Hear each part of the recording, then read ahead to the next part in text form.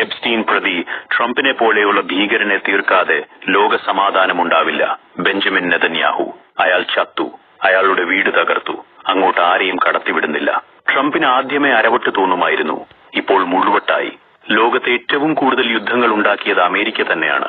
ലോകത്തെ ഏറ്റവും കൂടുതൽ മനുഷ്യരെ കൊന്നുതള്ളിയത് അമേരിക്കയാണ്. അമേരിക്കയുടെ ഡോളർ പരിപാടി നിർത്തണം. ലോകത്തെ നിയന്ത്രിക്കുന്ന രാജ്യമെന്നതിൽ മാറ്റം വരണം. യുദ്ധം നിർത്തിക്കാൻ നമ്മൾ തെരുവിലിറങ്ങണം. ഇല്ലെങ്കിൽ നമ്മൾ നശിക്കും. നമ്മളെ കാത്ത് പട്ടിണി മരണങ്ങൾ വെയിറ്റ് ചെയ്യുന്നു. ഇപ്പോ LPG ഗ്യാസ് കിട്ടുന്നില്ല, പെട്രോൾ തീർന്നു. ബൈക്ക് ഉരുട്ടിക്കൊണ്ടുപോയാലും ഞങ്ങൾ ഞങ്ങളുടെ ട്രംപ് പിതാവിന് സപ്പോർട്ട്. ഞങ്ങൾ സംഘികൾ ചാണകവും ഗോമൂത്രവും തിന്ന് ജീവിച്ചോളാം. ട്രംപ്, നെതന്യാഹു, ഈ രണ്ടുപേരുമാണ് ലോകത്തിന്റെ ശാപങ്ങൾ. ഇവർ രണ്ടുപേരും ഇല്ലാതായാൽ ലോകത്തിന് സമാധാനം തിരിച്ചു കിട്ടും. ട്രംപിനെ പിടിച്ചുകൊണ്ടുപോയി മെന്റൽ ഹോസ്പിറ്റലിൽ കൊണ്ടുപോയി ഷോക്കടിപ്പിച്ചു കൊല്ലണം. എന്നാലേ യുദ്ധത്തിന് അവസാനം കുറിക്ക്. ട്രംപ് ആവുന്നതും ശ്രമിച്ച് സമാധാന ചർച്ചയ്ക്ക് ഇറാൻ തയ്യാറായില്ല. അപ്പോൾ ട്രംപ് പറഞ്ഞു, ചർച്ചയ്ക്ക് തയ്യാറല്ലെന്ന് ഇപ്പോൾ വീണ്ടും ശ്രമിച്ചു. അപ്പോഴും ഇറാൻ തയ്യാറല്ല. ഇറാൻ ഉപാധികൾ മുന്നോട്ട് വെച്ചു. അടുത്ത 5 വർഷത്തേക്ക് യുദ്ധം ചെയ്യാൻ തയ്യാറാണ്.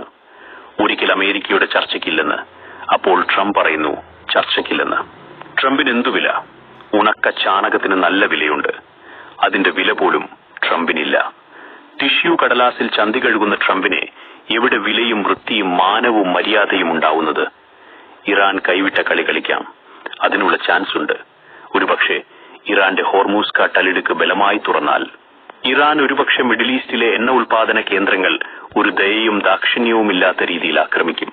അതിലും ലാഭം കൊഴിയാൻ പോകുന്നത് അമേരിക്ക തന്നെയാണ്. ഇത് ജനങ്ങൾക്ക് ബുദ്ധിമുട്ടാകുമല്ലോ. അമേരിക്കയും ഇറാനും പിന്മാറണം. അമേരിക്ക പണ്ടുമുതലേ യുദ്ധകൊതിയന്മാരാണ്. അരവട്ടൻ ട്രംപിനെ ആദ്യം തട്ടിക്കളയണം. സാമ്പത്തികമായി ക്ഷീണിക്കും, അമേരിക്ക കൊഴുക്കും. എന്നാലും ട്രംപ് അണ്ണൻ ദോസ്ത് തന്നെ. രാഷ്ട്രീയവും രാഷ്ട്രതന്ത്രവും ബുദ്ധിയുമില്ലാത്ത ഭരണാധികാരികൾ ഇന്ത്യ ഭരിക്കുന്നു. എപ്സ്റ്റീൻ ദ്വീപ് നശിപ്പിക്കണം. ട്രംപും മറ്റു പെണ്ണുകെട്ടാത്ത മന്ത്രിമാരും ഇനി അവിടെ പോകരുത്. ഒരു വിലയുമില്ലാത്ത ട്രംപിന്റെ തലയ്ക്ക് ഒരു വിലയിടാൻ ഇറാനിന് പറ്റുന്നില്ല. ഇങ്ങനെയുള്ള ലോകത്തെമ്മാടികളെ ലോകം മൗനാനുവാദം കൊടുത്ത് മിണ്ടാതിരുന്നാൽ ഇങ്ങനെ എല്ലാവരും അനുഭവിക്കേണ്ടി വരും. ഈ യുദ്ധത്തിൽ ഇന്ത്യ നന്നായി അനുഭവിക്കും. പാചകവാതകം ഇറാൻ അടുത്തൊന്നും ഇന്ത്യയിലേക്ക് കടത്തിവിടില്ല. കാരണം അവരുടെ കപ്പൽ ആക്രമിച്ചതിൽ ഇന്ത്യയ്ക്ക് പങ്കുണ്ടെന്നു അവർ വിശ്വസിക്കുന്നു. കൂടാതെ ഒമാനിലെ ഇന്ത്യൻ നേവിക്ക് ഉപയോഗിക്കാൻ കൊടുത്ത പോർട്ട് ആരും അറിയാതെ ഇന്ത്യ ഇസ്രായേലിന് കൊടുത്തു. അതുകൊണ്ടാണ് ഇറാൻ ഒമാനിൽ മിസൈൽ ആക്രമണം നടത്തിയത്. ട്രംപിനെ തട്ടാൻ ആർക്കും ധൈര്യമില്ലേ? എന്നാലേ ലോകസമാധാനം ഉണ്ടാവുകയുള്ളൂ. ട്രംപ് ഇപ്പോൾ പഞ്ചാബി ഹൌസ് എന്ന സിനിമയിൽ സോണിയ വരട്ടെ എന്ന് പറഞ്ഞു മല്ലന്റെ കയ്യിൽ നിന്ന് തല്ലുവാങ്ങി കൂട്ടുന്ന ഹരിശ്രീ അശോകൻ ചേട്ടന്റെ അവസ്ഥയിലാണ്. അമേരിക്കയുടെ ആയുധങ്ങൾ കണ്ടെത്തി നശിപ്പിക്കണം. അവിടെയുള്ള ആളുകൾ അതിന് വേണ്ടത് ചെയ്യണം. ഇല്ലെങ്കിൽ ഈ പിശാച് ഓരോ വൃത്തികേടുമായി വരും.